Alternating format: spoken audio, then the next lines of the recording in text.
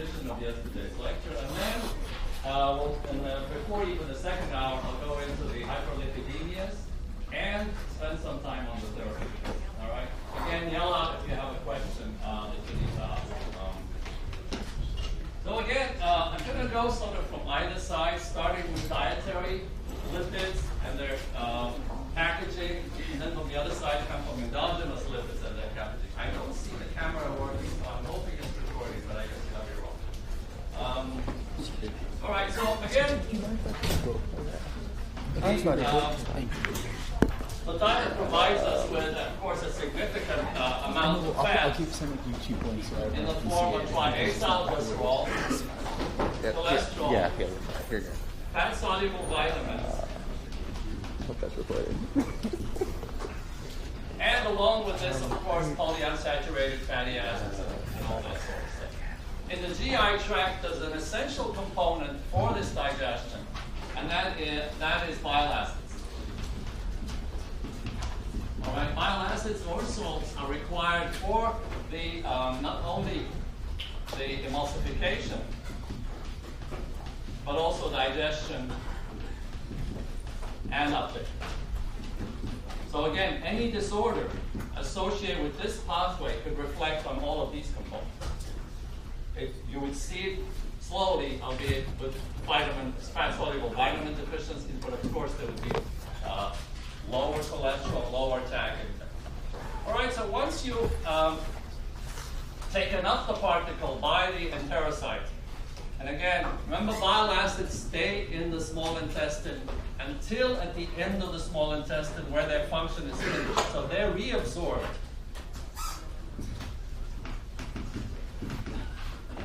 In the ileum. And what happens in the ileum is that everything has been absorbed by them, so you don't need them anymore. Is ileum with an ear or not? Anyway. All right, so one component that these typically will come in as they're being hydrolyzed. There is one aspect that I'll mention now because it will have some significance when we talk about therapeutics, and that there is a specific carrier, the Niemann-Pick-like C1 protein, that takes in cholesterol. All right, at the expense of oxysterols, which apparently it doesn't take as well. So this is a nice selective process by which the body can say, no, I don't want this garbage. I'll rather take the good cholesterol. All right, so now we have assembled, bless you, the components of the dietary lipid. And the enterocyte synthesizes the chylomicron. The chylomicron is synthesized with one intrinsic apoprotein called ApoB48. And part of its assembly, or part of the synthesis in the enterocyte of ApoB48, is the fact that when it's being translated, when the message is sort of exported into the cytosol, there's a mutation in the middle that takes a CAA codon into a UAA codon. So simply it's a deaminase that removes the amino group from cytosine, to convert it to uracil. This is a termination codon. So by definition, this does not get translated. This is what ApoB48 is. It's the sort of N-terminal hop of ApoB100. The gene is called ApoB100, okay? And you're going to see it again in a few seconds. But ApoB48 undergoes this, bless you, RNA editing, which is a very rare event. There's a special deaminase that's induced in enterocyte cells that does this and creates a termination codon somewhere in the middle of the messenger RNA to generate a protein that's half the size. It's still structurally fine. So ApoB100 can sort of wrap around the chylomicron particle. But the characteristic of the lack of the end of this C-terminal is that this has the LDL receptor binding site.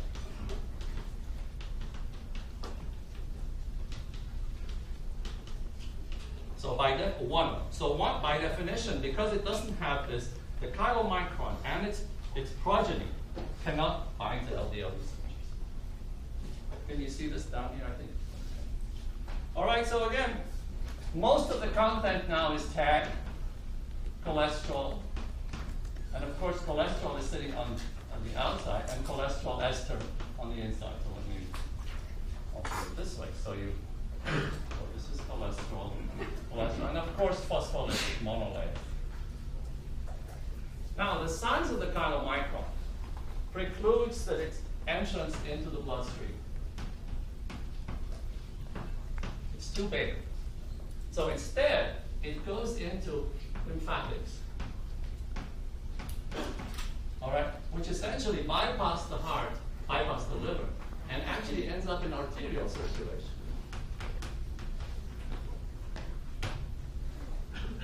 So that it doesn't go to the portal system. Of all the nutrients coming from the GI tract, this is the only one that does not go into the hepatic portal system. All right? So again, now we have a particle appearing in the bloodstream. And when it appears in the blood, what does it see? It sees HDL particles. There is a small amount of HDL particle that's also synthesized in the enterocyte. But it's easier to remember that, the process, once it's in blood, HDL carries a huge number of apoproteins sort of for the direction of what's going to happen to this. So we're going to ignore the structural proteins of HDL for the time being, and just point to the apoproteins that are going to matter for the metabolism of this. All right? So apoprotein C2, apoprotein C3, ApoE for the time being. These are going to be transferred onto the chylomicron. All right? Again, it's like amending the email address. This doesn't really have any direction unless it's told by these apoproteins. All right, now, once these have acquired these apoproteins, the chylomicron actually is recognized and binds to anything that displays, I'll just draw it like that, lipoprotein lipase.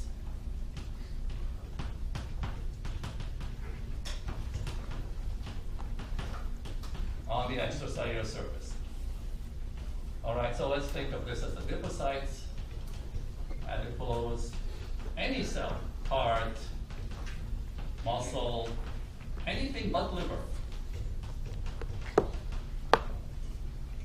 Lipoprotein lipase, the chylomicron particle will dock, and ApoC2 is a specific activator of lipoprotein lipase.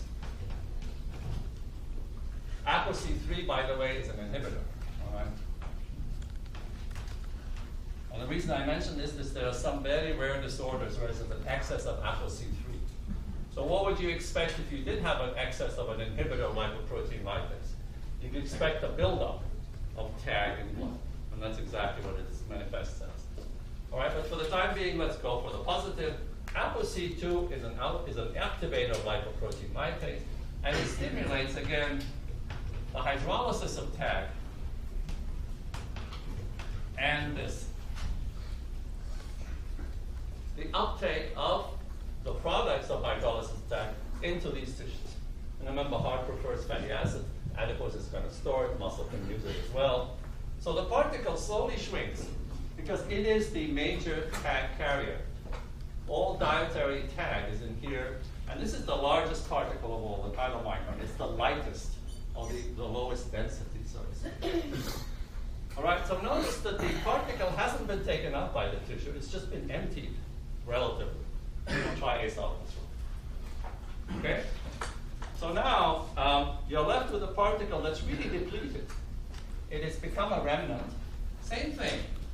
So you have, let's say, a little TAG, all the cholesterol, and cholesterol ester, and fat-soluble vitamins and so on. This becomes, again, the chylomicron remnant.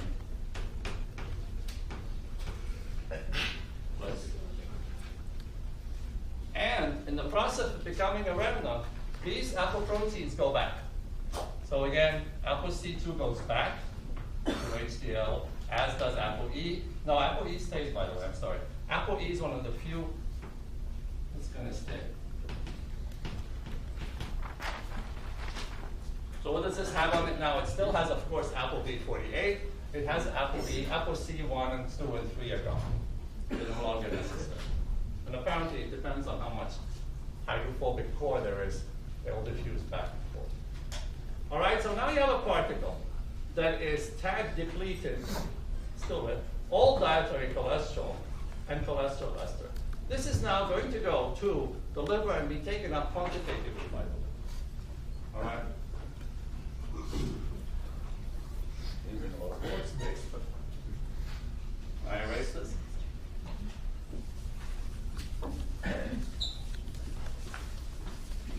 So this is going to be taken up by the liver. And the liver, again, does not have many LDL receptors. It has LDL-like receptors. And this is essential for the binding of the chylomicron remnant to the liver and its complete pigment. It's going to be taken up completely. The liver has a hepatic lipase that will finish this job. Now the liver has whatever it thinks. This is the determinant of the two pathways of cholesterol utilization.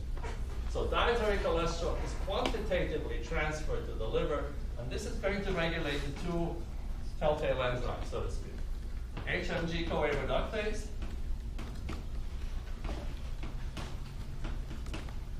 and cholesterol 7-alpha hydroxylase. Less so, by the way. All right, remember, this is the enzyme responsible for generating the bile acid. So again, this is the major control point, because this is going to determine if the liver is going to synthesize cholesterol or not, based on what you're eating in your diet. This is really responding to the returning bile acids from the GI tract. But it is still regulated by the amount of cholesterol coming back to the liver in both instances. All right, so again, it's a very nice mechanism of sort of dividing the spoils, taking tag to extrahepatic tissues, and keeping the cholesterol and the fat-soluble vitamins for the liver. Now, again, I mentioned this briefly, but fat-soluble vitamins, A, D, E, and K, have specific functions that you're going to cover soon enough. In particular, D, as far as bone synthesis and maintenance of bone structure. Vitamin K is a critical one for plumbing factors. And the liver makes a lot of those. All right, so anytime, for example, you are limited either in the amount of ability to digest fats, take them up into the body, or utilize vitamin K, you will tend to have some manifestation of bleeding disorders. All right, because of this factor. So, for example, something that blocks the flow of bile and consequently decreases vitamin K uptake. In the long term, you will start to get clotting disorders.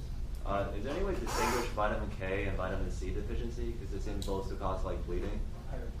Different factors. Pirates? Look at this one. No, completely different. All right, different causes. All right, so again, good one. All right, so now we've sort of completed the cycle as far as this goes. This again has now, the liver has made a decision and has regulated whatever it is, up or down, HMG-CoA reductase, depending on dietary cholesterol. At the same time, remember, a lot of the glucose and other nutrients, amino acids, all of these go to the liver. All right, and the liver is going to synthesize, if there's a surplus, which there probably will be, TAG.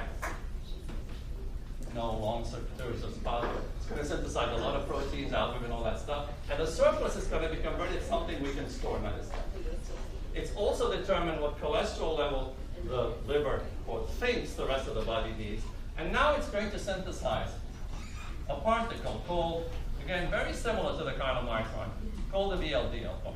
It's a very low density lipoprotein. And the reason, again, it's very low because it's mostly fat.